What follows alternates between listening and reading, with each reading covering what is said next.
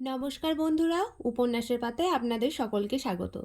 আজকে আমাদের নিবেদন হৃদমায়ার প্রেমগাথা পর্ব ৮, লেখনীতে রিক্তা ইসলাম মায়া। চলুন তাহলে কানে হেডফোন লাগিয়ে চোখ বন্ধ করে হারিয়ে যান গল্পের জগতে, কারণ আমি পড়ব আর আপনারা শুধু শুনবেন। এই যে আপনি অবাধ্যে ঘোরাফেরা করতে পারছেন, যেখানে সেখানে প্রেমিকের সঙ্গে বসে আড্ডা দিতে পারছেন, তার পানি পান করতে পারছেন, নিজের মর্জি মতো চলতে পারছেন, এই যে এত সব ফেসিলিটি পাচ্ছেন, তার জন্য অন্তত আপনার আল্লাহর শুকরিয়া আদায় করা দরকার। নয়তো যদি ভুলক্রমে আপনি আমার কেউ হতেন, তাহলে এতক্ষণে আপনার প্রেমিকের হাত আর আপনার মুখের দুটো নকশাই মানচিত্র হয়ে যেত। তখন আপনি আমার সাথে তর্ক নয়, গালে হাত দিয়ে কাঁদতেন। কথাগুলো শেষ করেই ঢিল মেরে বোতলটা পুকুরের পানিতে ফেলে দিলেন উনি। আর আমার লোকটার শান্ত কণ্ঠের হুমকিতে গা শীতল হয়ে আসলো। আজব লোকের পাল্লায় পড়েছি তো। সবসময় আমাকে এমন গুন্ডামি করে হুমকি দেয় কেন? কি করেছি আমি? তার সাথে কিসের এত শত্রুতা আমার?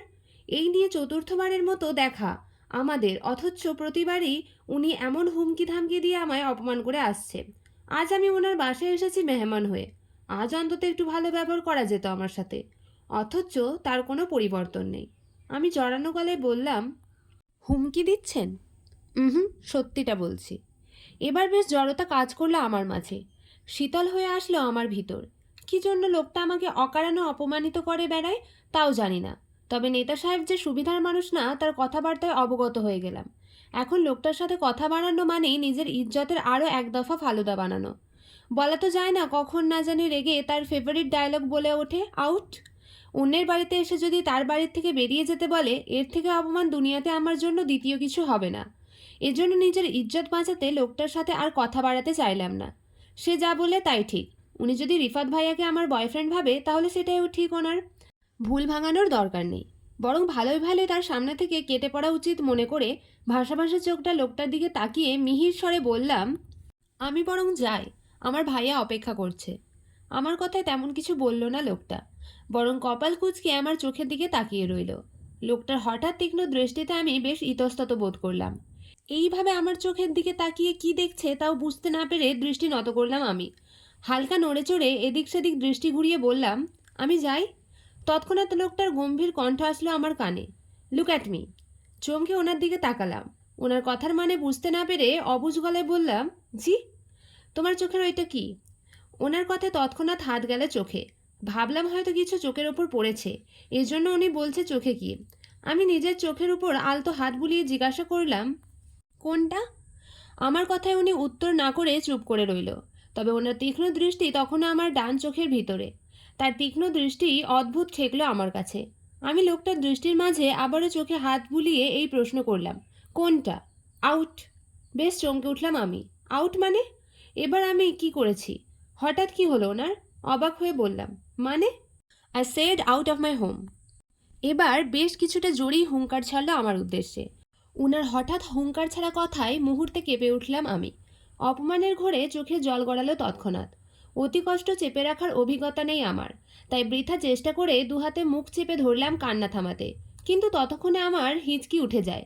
হালকা শরীর নড়ে উঠেছিল আমার অনবরত হিচকিতে, কিন্তু তারপরও তীব্র কান্নায় জায়গায় ছেড়ে চলে যেতে পারছিলাম না, অপমানে লজ্জিত হয়ে। আমার হঠাৎ কান্নায় যেন রাগটা আরও বাড়ল ওনার। তাই দুহাতে মুষ্টিবদ্ধ করে দাঁতে দাঁত চেপে আমার উদ্দেশ্যে শুধালো, বেয়াদব। কথাটা বলে আর দাঁড়ালোও না। যে পথে এসেছিল সেই পথ ধরে ততক্ষণে চলেও গেল তিরতির মেজাজে। এই লোকটা যত রাগ সব কেন আমার জন্য হয় তাও জানি না। আর এখনই বা কেন হঠাৎ করে আমার উপর রেগে গেল তাও বুঝলাম না। অপমানের ঘোরে ততক্ষণে আমার কান্নার বেগটা না চাইতেও যেন আরও বেড়ে গেল। আমি কিছু না করেও লোকটার কাছ থেকে বেয়াদব ট্যাগ পেলাম, অথচ লোকটা বারবার আমাকে অপমান করেও তিনি আদব কায়দার মানুষ, আর আমি বেয়াদব। সেদিন প্রচণ্ড অপমানে অপমানিত হয়ে রিফাত ভাইয়াকে নিয়ে ফিরেছিলাম বাসায়। আমার সঙ্গে অবশ্য জুইও ছিল। আরিফ ভাইয়া আমাদের সাথে আসতে পারেনি, কারণ কোচিংয়ের স্যাররা নাকি কি আলোচনা সভা করবে রিদ খানের পরিবারের সাথে। এজন্য আরিফ ভাই সেদিন বেশ রাতে ফিরেছিল সেখান থেকে। কিন্তু আমার কান্নাকাটি দেখে রিফাত ভাইয়াকে দিয়ে জুইকে তখনই পাঠিয়ে দিয়েছিল বাসায় আমার সাথে। আমার হঠাৎ কান্নার কারণটা অবশ্য জানতে চেয়েছিল সবাই। উত্তরে আমি শুধু পেটে ব্যথার কারণ বলে চালিয়ে দিয়েছিলাম তখন। রিদ খানের দাদা বাড়ি থেকে আসার সময় রিদ খানকে আর কোথাও দেখিনি। ইভেন এখন তার সাথে আমার দেখা হয় না। সেদিনের অপমানের কথা আমি ভুলিনি। এই জন্য অদৃশ্য অপছন্দের দেয়াল তৈরি হয়েছে হৃদ খানের প্রতি আমার। বলতে গেলে প্রচণ্ড অপছন্দের অনীহার মানুষ হৃদ খান আমার জীবনে, এজন্য তাকে ঘিরে আজকাল আমার মধ্যে তিক্ততা কাজ করে। তাছাড়া সেদিনের পর থেকে হৃদ খানের সাথে আমার দেখা হয় না আজ 14 দিন। ওনাদের বাড়ি থেকে আসার একদিন পরই ওনাকে আমাদের কলেজে গাড়ি নিয়ে ঢুকতে দেখেছিলাম আমি। কী কাজে এসেছিল জানি না, তবে চলে যাওয়ার সময় প্রিন্সিপাল স্যারকে দেখলাম সাথে। আমাকে অবশ্য দেখেনি, কারণ আমি আমার ক্লাসে ছিলাম। তৃতীয় তলা ভবনের দ্বিতীয় তলায় বারান্দায় বান্ধবীদের সাথে দাঁড়িয়েছিলাম বলে ওনাকে দেখতে পেরেছিলাম। তবে ওনাকে দেখে আমি নিজেকে যতটা পারি আড়াল করে রেখেছিলাম, কারণ আমার ছোট মনে বেশ অনীহা ঝং ধরেছিল হৃদ খানের জন্য। বিশেষ করে লাস্ট যখন ওনার বাড়ি থেকে আমাকে অপমান করে বেরিয়ে যেতে বলল, তখন থেকেই। এরপর থেকে হৃদ খানকে নিয়ে আর ভাবতে বসিনি আমি। তবে এসবের মধ্যেও আমার অচেনা স্বামীর খোঁজ করছিলাম আমি। দুর্ভাগ্যবশত তার খোঁজ আজও পেলাম না, কারণ হাফেজ সাহেবের নাম্বার এখনও বন্ধ পাচ্ছিলাম। তাই হতাশায় আজকাল হাফেজ সাহেবকেও কল করা কমিয়ে দিলাম। বলতে গেলে একেবারে কল করা হয় না ওনাকে। তবে মনে মনে ঠিক করলাম, এবার বাড়িতে গেলে বান্ধবীদের নিয়ে আবারও যাব নরসিংদী হাফেজ সাহেবের বাড়িতে। এবার হাফেজ সাহেব খোঁজ করব সুমনের থেকে। কেন হাফেজ সাহেবের নাম্বারে কল যায় না সেটাও জানতে চাইব। তবে এবার হাফেজ সাহেবের খোঁজ একা করব না, সাথে সুমন নামক ছেলেটির ফোন নাম্বারটাও নিয়ে আসব। কারণ আজ যদি সুমন নামক ছেলেটির নাম্বারটা বুদ্ধি করে নিয়ে আসতাম, তাহলে এখন ফোন করে অবশ্যই জানতে পারতাম তার বাবার ফোনে কল যায় না কেন। আসলে চোর পালালে বুদ্ধি বাড়ে, একটা কথা আছে না?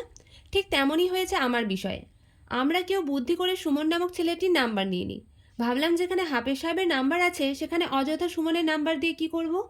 অথচ এখন বুঝতে পারছি আসলে সবই প্রয়োজন হয়। তখন বোকামি না করলে এখন আবারও যেতে হতো না নরসিংদী। এজন্য আজকাল আমার টিফিনের টাকাগুলো না খেয়ে জমিয়ে রাখছি ছোট্ট পার্সে।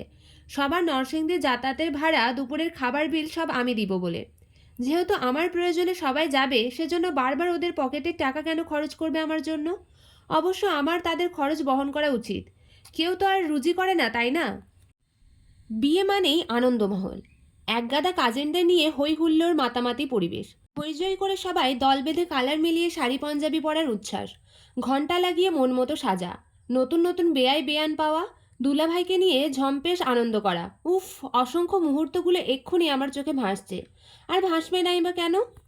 আমার বড় আপুর বিয়ে বলে কথা। কেউ ভাবতে পারছেন কতটা খুশিতে ভাসছি আমি?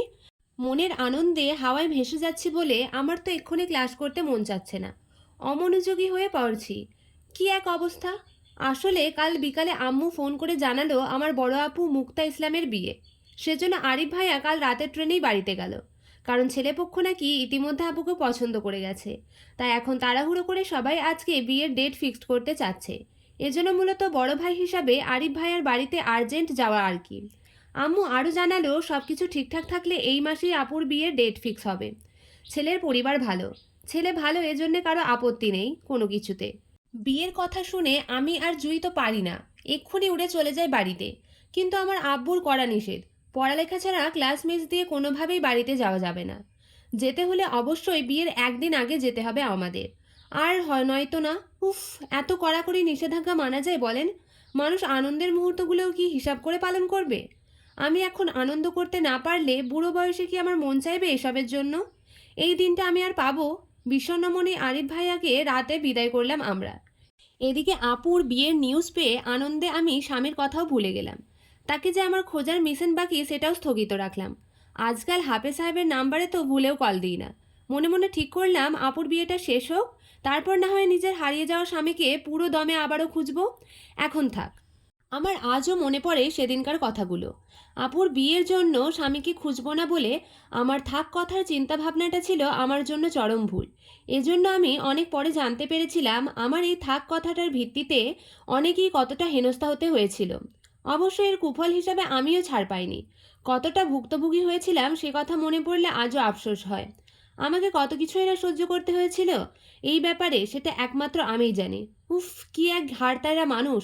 না মুখে কিছু বলবে, আর না আমাকে সহজে ছাড় দেবে। কোনো কিছু মন মতো না হলেই আমার সাথে ঘাড় তেরামি শুরু করবে, যতক্ষণ না পর্যন্ত তার মন মতো হচ্ছে সব কিছু। মোট কথা, তেরামির আরেক নাম হলো আমার ব্যক্তিগত সে। দুপুরের তপ্ত রোদে যখন চারপাশে সব কিছু খাঁখা করছিল, সেই তপ্ত রোদের অতিষ্ঠ হয়ে একদল শিক্ষার্থীরা ক্যান্টিনে বসে আড্ডা দিচ্ছে, হাতে স্পিড ক্যান নিয়ে। টেবিলে গোল করে সিনিয়র ছাত্রছাত্রীরা বসে আড্ডার আসরে মেতে। সিনিয়রদের ভিড়ে আমরা জুনিয়ররা মোটামুটি শান্তভাবেই বসে আছি খাবার অর্ডার দিয়ে। আসলে এই মুহূর্তে কলেজের ক্যান্টিনে বসে আছি আমি। আমার সাথে একই টেবিলে জুই, শ্রেয়া আর নাদিয়া বসে আছে। নাদিয়া আমাদের নতুন ফ্রেন্ড। কিছুদিন হলো সে আমাদের সাথে ওঠা বসা করছে। মেয়েটি খুব ভালো। ওর সঙ্গ ও আমাদের অনেক হাসায়। তার জন্য হুট করেই ফ্রেন্ড বানিয়ে নিলাম। আমাদের এখন টিফিন টাইম চলছে। বর্তমান সময় 12:45। টিফিন টাইম শেষ 1:30। আমাদের হাতে আরও 45 মিনিট সময় আছে বলেই সবাই কলেজের ক্যান্টিনে বসে যে যেটা পারছে অর্ডার করে খাচ্ছে। আমিও খাবো, তবে সেটা আমার টিফিন বক্সে আনা নুডলস হবে। বাকিরা সবাই সিঙ্গারা, ঠান্ডা বা কোল্ড কফি অর্ডার করে নিজেদের জন্য। আমি বাসা থেকে টিফিন নিয়ে আসার প্রধান কারণই হলো নিজের পকেটের খরচ জমাচ্ছি স্বামীকে খোঁজার জন্য। এজন্য গাড়ি ভাড়া ছাড়া বাড়তি 1 টাকাও খরচ করি না এদিক সেই দিক। কিন্তু জুই কোনো টিফিন বক্স বহন করে না, কারণ ওর পকেট খরচের টাকা সবটাই ক্যান্টিনে বসে খরচ করে। তবে ও একা নিজের জন্য কোনো কিছু অর্ডার করে না, আমার জন্যও সমান সমান অর্ডার করে দেয় সব কিছু। ঠান্ডা অর্ডার করলে 2টো করবে, কোল্ড কফি অর্ডার করলে 2টো করবে, আবার সিঙ্গারা অর্ডার করলেও আমার জন্য সমান সমান করে অর্ডার করবে। এই জন্য মূলত আমি নিজের পকেটের টাকা বাঁচিয়ে রাখতে পারি। বড় বোন থাকলে এই একটা সুবিধা, নেওয়া যায় ওদের থেকে। হোক জুই আমার 6 মাসের বড়, তাতে কি? বড় বোনের দায়িত্ব পালন করতে বিন্দুমাত্র পিছুপা হয় না ও। খাবার অর্ডার করেই সবাই বসেছিলাম। আমি আশেপাশে একটু তাকিয়ে ব্যাগ থেকে টিফিন বক্সটা বের করে টেবিলের উপর রাখতে সে আমার হাত থেকে টিফিন বক্সটা কেড়ে নিয়ে নিজের কাছে নিতে নিতে বলল, আজ কি বানিয়েছিস তুই? আমি কিছু বলার আগেই জুই বলল, নুডলস বানিয়েছিলাম সকালে। দে 1 চামচ দে তো। আমি ব্যাগ খুলে এক্সট্রা 4টা চামচ বের করলাম, কারণ রোজকার কাণ্ড এটা। আমার একা টিফিন বক্স 4 জনে ভাগ করে খাই। আমি চামচ বের করে 3জনকে 3টে দিয়ে নিজের জন্য একটা রাখলাম। আমার ব্যাগটা পাশে চেয়ারে রেখে ওদের দিকে তাকাতেই দেখলাম সবাই ইতিমধ্যে খাওয়া শুরু করে দিয়েছে টেবিলের মধ্যস্থ বক্সটা রেখে। আমি সেখান থেকে 1 চামচ নিয়ে মুখে তুলতেই নাদিয়া নুডলস খেতে খেতে বলল, মায়া, কাল পিঠা বানিয়ে আনিস তো টিফিন বক্সে করে। জুই বক্স থেকে 1 চামচ নুডলস মুখে দিতে দিতে নাদিয়ার কথার উত্তরে বলল, ও পিঠা পছন্দ করে না, এজন্য ও পিঠা খায়ও না, বানায়ও না। জুয়ের কথায় আহাজারি করে বলে উঠল শ্রেয়া, কি সর্বনাশ, পিঠা পছন্দ করে না? এমন পাবলিকও আছে দুনিয়াতে। এই মায়া, তুই পিঠা পছন্দ করিস না কেন? শ্রেয়ার আহাজারিতে নুডলস চিবাতে চিবাতে বললাম, কোনো কারণ নেই, এমনিই ভালো লাগে না। কি বলিস এসব দোস্ত? তাহলে তো এই চট্টগ্রামের স্থানীয় পোলাপাইনদের সাথে প্রেম আর বিয়ে দুটাই করতে পারবি না। দুটোতেই তোর জন্য হরতাল। এত বড় কলেজে পড়েও যদি চট্টগ্রামের একটা প্রেম করতে না পারিস তাহলে ইজ্জত থাকবে বল? শ্রেয়ার কথায় নাদিয়াও সম্মতি জানায়, কারণ দুজনেই চট্টগ্রামের স্থায়ী বাসিন্দা। তবে জুই খানিকটা আপত্তি করে নাদিয়ার কথার উত্তরে বলল, পিঠার সাথে প্রেম বিয়ের কি সম্পর্ক? জুয়ের কথায় আমি সহমত প্রকাশ করলাম না, বরং চুপ থেকে নাদিয়ার কথার মানে খানিকটা বুঝতে পারলাম। কারণ আমার নিজের নানু বাড়িও এই চট্টগ্রামে। এজন্য আমি জানি চট্টগ্রামের কালচার কেমন। এরা যে কতটা সমাজবাদী মানুষ সেটা আর বললাম না। এখানের স্থানীয় মানুষদের ভাড়াটিয়ারা জমিদার বলে সম্বোধন করে। অহংকার তাদের রক্তের শিরায় শিরায় ধার্য। শ্রেয়া নুডলস চিবোতে চিবোতে জুয়ের কথার উত্তরে বলল, হুম, পিঠার সাথে মায়ের কোনো সম্পর্ক নাই থাকতে পারে, তবে পিঠার সাথে এই চট্টগ্রামবাসীর গভীর সম্পর্ক রয়েছে। চট্টগ্রামের এমন কোনো পাবলিক খুঁজে পাবি না যার পিঠা পছন্দ করে না। এমনকি চট্টগ্রামের বিশেষ রীতি হলো তারা মেহমানদারি করতেও সর্বপ্রথম তোকে পিঠার নাস্তা দিবে বিভিন্ন রকমের। এখানে তুই যত বেশি পিঠার আইটেম বানিয়ে মেহমানদারি করবি, তুই তত বেশি সমাজওয়ালা লোক হবি। অন্যান্য এলাকায় মানুষ শখের বসে বা বছরে বা পিঠার সিজনে পিঠা বানিয়ে খায়, কিন্তু এই চট্টগ্রামের মানুষদের বাসায় তুই অতি 12 মাসই পিঠার উৎসব পাবি। সকালে বা বিকেলের নাস্তায় মাস্ট বি পিঠার নাস্তা থাকবে। মোট কথা, এখানকার ছেলে বউদের অবশ্যই পিঠা বানানোর মতো বড় গুণ থাকতে হবে, নয়তো শ্বশুরবাড়ির মানুষদের খোটা ফ্রিতে শুনবে যে তোমার সমাজ জানো না। আর যদি তুই চিন্তা করিস যে এখানকার ছেলেদের সাথে প্রেম করবি, তাহলেও তোকে পিঠার বিভিন্ন নাস্তা বানানোর মতো পারদর্শী হতে হবে, কারণ এরা 2 দিন পর পরই তোর কাছে পিঠা খাওয়ার আবদার রাখবে। এর জন্য বলছিলাম, যদি চট্টগ্রামে প্রেম বা বিয়ে করার মতো ইচ্ছা থাকে তাহলে অবশ্যই পিঠা বানানোর মতো বড় গুণ থাকতে হবে। শ্রেয়ার দীর্ঘ কথায় ইতি টানতেই আমি মাছি দাঁড়ানোর মতো বাতাস করলাম মুখের সামনে। বেশ কনফিডেন্স নিয়ে বললাম, তাহলে তুই নিশ্চিত থাক, এই শহরের মানুষের সাথে আমার কিছুই হবে না। কারণ আমার বিয়ে করার হলে অবশ্যই আমাদের এলাকার কাউকে দেখে করব। আমি হলাম কামচোর মানুষ। পিঠা বানানোর মতো এত বড় রিস্ক কখনোই আমি নিতে পারবো না। তাছাড়া ধ্রাম শব্দে টেবিল সহ নুডলসের বাটি ছিটকে পড়লো আমার গায়ে। চেয়ার সহ তৎক্ষণাৎ উল্টে পড়লাম ফ্লোরে। আমার কোমরের উপরে পড়লো কাঠের টেবিল। আহত হলাম বেশ, ব্যথায় যখন কুঁকড়িয়ে উঠলাম তখন কেউ একজন আমাকে পুনরায় ব্যথা দিয়ে আমার হাতের উপর পড়ল রক্তাক্ত অবস্থায়। সেকেন্ডের মাঝে চারপাশে হইচই লেগে গেল। আড্ডার মহলটা মুহূর্তেই টানাটান উত্তেজনায় চলে গেল। বিষণ্ণ ভয়ার্ত হলো পরিবেশটা, কারণ আকস্মিক ঘটনার প্রভাবে আমি তখনও বুঝে উঠতে পারছিলাম না হঠাৎ কি হলো আমার সাথে, আর কেনই বা আমি ফ্লোরে পড়ে গেলাম। কি হচ্ছিল কিছুই বুঝতে পারছিলাম না, শুধু কিছু মানুষের চিৎকার গুঞ্জন শুনতে পারছিলাম। আমি মাথা তুলে শূন্য দৃষ্টিতে পাশে তাকালাম, দেখলাম এক যুবক আমার বাম হাতের উপর রক্তাক্ত অবস্থায় কাতরাচ্ছে মাথা দিয়ে, ছটফট করছে মৃত্যু যন্ত্রণায়। ছেলেটির মাথা, কপাল, নাক, ঠোঁট ফেটে গলগল করে রক্ত ঝরছে, অথচ কেউ এগিয়ে আসছে না ছেলেটিকে সাহায্য করতে। রক্তে আমার সাংঘাতিক ফোবিয়া, যার দরুন তখন বাকশক্তি হারায় কথা বলা থেকে। কষ্ট করেও যখন মুখে কিছু বলতে পারছিলাম না, শুধু গড়গড় শব্দ হচ্ছিল, তখন বুঝতে পারলাম আমি কথা বলার শক্তি হারিয়েছি। জুই, শ্রেয়া, নাদিয়া ওরা কোথায় ছিল তাও বুঝতে পারছিলাম না, কারণ আমার চারপাশের পরিস্থিতিটা হঠাৎ করে এতটা ভয়াবহ হয়ে গেল যে চারপাশে শুধু চাপা হাহাকারের চিৎকার ভেসে আসছিল আমার কানে। আমি শূন্য মস্তিষ্কের আবারও আমার সামনে পড়ে থাকা ছেলেটির দিকে তাকালাম। শরীরে তার অসংখ্য আঘাতের চিহ্ন, কেউ মেরেছে বেদম বোঝাই যাচ্ছে। দৃষ্টি আমার তখনও আহত ছেলেটির উপরই ছিল, কিন্তু মুহূর্তের মাঝে আবারও কানে আসলো কিছু মানুষের হুঙ্কার, চিৎকার। আমি চোখ উঠিয়ে সামনে তাকালাম। চোখে ভাসলো কিছু তাগড়া যুবক হাতে হকি স্টিক নিয়ে হুঙ্কার চিৎকার ছেড়ে দৌড়ে এদিকে আসছে আমার পাশে পড়ে থাকা রক্তাক্ত যুবকটিকে মারতে। নিবাক বাকরুদ্ধ ভাষাহীন আমি এতটাই হতভম্ব হয়ে পড়েছিলাম যে আমাকে এখান থেকে পালানো উচিত সেটাও মাথায় কাজ করছিল না। বলতে গেলে তবদা মেরেছিলাম। আশেপাশে কি হচ্ছিল তখন মাথায় ঢুকছিল না। আমার কপালের ঘাম আর চোখের পানি দুটোই এক হয়ে ঝরতে লাগলো চিবুক বেয়ে। আমার দৃষ্টি তখন আমার পাশে ছটফট করা শরীরের উপর। কি বিদুম নির্দয়ভাবে পেটানো হচ্ছে তাকে হকি স্টিক দিয়ে। 7-8 জন ছেলে লাগাতার একের পর এক আঘাত করছে দুহাতে হকি স্টিক তুলে পিটিয়ে, অথচ আমি তাদের পাশেই পড়েছিলাম। সব কিছু এত দ্রুত ঘটছে যে আমি সুস্থ মস্তিষ্কে কিছু ভাবার মতো সময় পাইনি। তবে একটা সময় দেখলাম সব কিছু কেমন শান্ত হয়ে গেছে। রক্তাক্ত ছেলেটাকেও আর পেটানো হচ্ছে না। সবাই কেমন দুপাশ করে দাঁড়ালো আহত ছেলেটিকে ঘিরে, যেন কারো আসার জন্য অপেক্ষা তাদের। ঠিক তারপর মুহূর্তে বুঝলাম আমার উপর থেকে কারা যেন কাঠের শক্ত টেবিলটা সরিয়ে আমাকে টেনে ধরে ফ্লোর থেকে উঠাচ্ছে। আমি বাকরুদ্ধ হয়ে শূন্য চোখে পাশে তাকিয়ে দেখলাম জুই কান্নাকাটি করছে আমাকে আঁকড়ে ধরে। হঠাৎ জুই কেন কাঁদছে তখনও বুঝলাম না, তবে আমি দাঁড়ানোর শক্তি পাচ্ছিলাম না। জুইয়ের সাথে সাথে আমাকে আঁকড়ে ধরল শ্রেয়া আর নাদিয়াও। টেনশনে জুই বারবার কাঁদতে কাঁদতে শ্রেয়াকে কিছু একটা বলছিল। আমি কথাগুলো শুনতে পারছিলাম কিন্তু বুঝতে পারছিলাম না। জুই বারবারই বলছিল, শ্রেয়া এখান থেকে ওকে বের করতে হবে, অনেকটা রক্ত বের হচ্ছে ওর, প্লিজ কিছু একটা কর, ওর রক্তফোবিয়া আছে, বেশিক্ষণ এখানে থাকলে সমস্যা হবে। জুইয়ের কথাগুলো কানে আসছিল, কিন্তু বোঝার মতো পরিস্থিতিতে ছিলাম না, কারণ আমার দৃষ্টি ততক্ষণে গিয়ে ঠেকলো সামনের গম্ভীর মুখ হৃদ খানের উপর। কি দারুণ শান্ত ও গম্ভীর মুখখানা তার! ওনাকে দেখে মনে হচ্ছে এখানে বর্তমান পরিবেশটা বেশ শান্ত ও শীতল, এজন্য তিনিও গম্ভীর মুখে শোক পালন করছে এখন।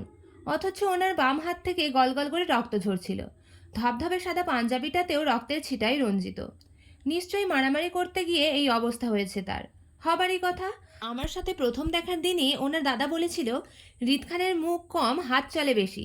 আজ তা নিজের চোখে দেখলাম। উনি হয়তো তখন আমাকে লক্ষ্য করেনি। ওনার পিছনে বেশ কিছু বডিগার্ড সহ আসিফ নামক লোকটা দাঁড়িয়ে। তখনই হকি স্টিক হাতে এক যুবক হৃদ খানের উদ্দেশ্যে বলে উঠল, ভাই একবার বলেন এর কি করব? সালারে পুলিশে দিয়েও কিছু হবে না, 2 দিন পর ঠিকই বের হয়ে যাবে। তার চেয়ে বলেন ওরে মেরে ফেলি। শালার সাহস কিভাবে হয় আপনাকে আঘাত করার? একজনের কথায় সায় জানালো আরেকজন। পাশ থেকে অন্যজন ঠিক একই ক্ষিপ্ত ভঙ্গিতে ওনার উদ্দেশ্যে বলল, জি ভাই শুধু একবার বলেন, শালার 20 দাঁত বার করি আমরা। কে কত বড় সাহস আপনারে মারতে আসে? আবার আপনার বাপের সাথেও বেয়াদবি করছে। সালেরের মন তো চাচ্ছে। ছেলেটার কথা থামতেই হই হুল্লোড় করে বাকিরাও সম্মতি দিল। আহত ছেলেটিকে পুনরায় এলোপাতাড়ি লাথি মেরে আঘাত করতে নিষেধ করলো উনি। বেশ শান্ত দৃষ্টিতে রক্তাক্ত ছেলেটির দিকে তাকিয়ে গম্ভীর মুখে ডান হাত দিয়ে বাম হাতের পাঞ্জাবির হাতা গোটাতে গোটাতে বলল, দেখ আমি সহজ সরল মানুষ, বেশি কাহিনী পছন্দ না। এমনিই আমি সমাজে বদনাম। তাছাড়া মানুষ নিজের এলাকায় সবাই বাঘ হয়, কিন্তু সিংহ তো তখনই হবেই যখন তোরা ওকে ওর এলাকায় ওরই নেতার দুয়ারে গিয়ে মেরে আসবি। আমার মনে হয় আমার ছেলেরা সিংহের থেকে কম নয়। বাকি তোদের সেফটি সিকিউরিটি আমার হাতে। হৃদ খানের বলতে দেরি, হই হুল্লোড় করে ছেলেরা সম্মতি জানাতে দেরি হয়নি। কি নিদারুণ নিষ্ঠুর মানুষ হৃদ খান! কারো আঘাতেও মন নরম হলো না ওনার। অঝোর রক্তের স্রোত দেখেও বিন্দুমাত্র ঘাম ঝরল না তার কপাল বেয়ে। কতটা পারদর্শী হলে মানুষ এমন শক্তপোক্ত হয়ে দাঁড়িয়ে থাকতে পারে তা আমার জানা নেই। ওনার লাঠিয়াল বাহিনী যখন আহত ছেলেটিকে ধরাধরি করে তুলে নিয়ে যাচ্ছিল, তখন ওনার বেখেয়ালি দৃষ্টিতে ভিড়লাম আমি। সে আরও কিছু বলতে গিয়েও থেমে গেল আমাকে দেখে। তার শান্ত দৃষ্টি হঠাৎ কুঁচকে এলো যখন দেখলো আমাকে জুই, শ্রেয়া আর নাদিয়া আঁকড়ে ধরে দাঁড়িয়ে আছে তখন। তার তীক্ষ্ণ দৃষ্টি আবারও ঘুরল আমার পা থেকে মাথা অবধি। হয়তো দেখছে তার দয়ায় আমার আহত শরীরটার পরিণতি। এবার নিশ্চয়ই খুশি হবেন তিনি। হবারই কথা। এতদিন শুধু মুখে অপমান করত, আজ শরীরে আঘাত করতে পেরেছে বলে তার খুশি হবার কথা। কারণ আমিও তো তার শত্রু দলেরই একজন।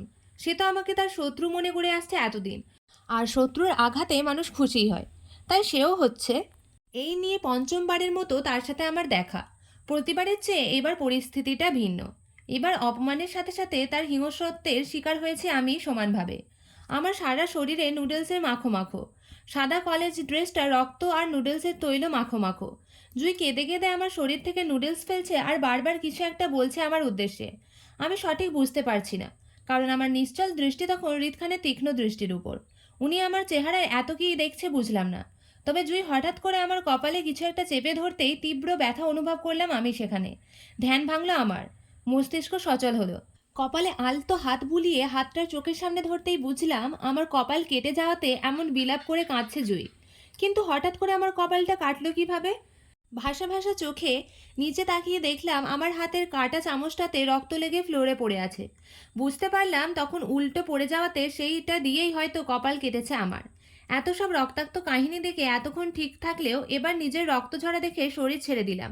শূন্য দৃষ্টি আধার করে আনতেই অনুভব করলাম জুয়ের সাথে সাথে এবার শ্রেয়া আর নাদিয়াও চিৎকার করে আমাকে জাপটে ধরছে নিচে পড়া থেকে বাঁচাতে। তারপর তারপর কি হলো আমার মনে নেই। আর না কোনো কিছু বোঝার মতো পরিস্থিতিতে ছিলাম।